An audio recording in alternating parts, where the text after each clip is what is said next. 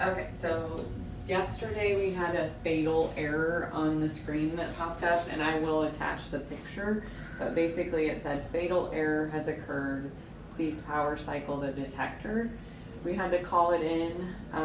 Basically what they are saying why we got the error was because sometimes our panel doesn't shut off, even though we turn the machine off at night, every night, and we turn the smart DR off on Saturdays and reboot it.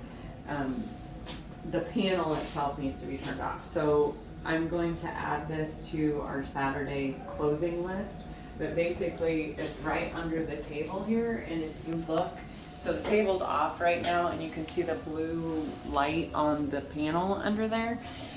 You actually need to power it off and let it sit for a minute. So it's really hard to see. I'll have Kayla kind of try and get back here, but there's also this magnetic strip back here, and you need to take it, just pulls off so it's magnetic.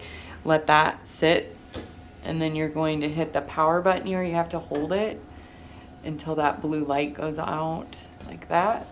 So let that sit. We'll let it sit for a minute. So basically on Saturdays when we're doing our closing list, you can see up here now too how the red, this is what it gave us too. Like it'll have this red error because it's lost connection with the panel. That's what it's talking about. Detector is disconnected. So if you get that error, know that you need to check the panel. But on Saturdays, what we're gonna do is hit this and we're gonna shut down like we always did.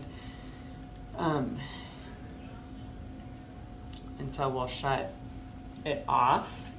And then when we get done, we can go ahead and reboot the computer and then also attach the panel and turn it back on. So we'll basically, I'm gonna type this stuff back up, and it'll be on the wall over there.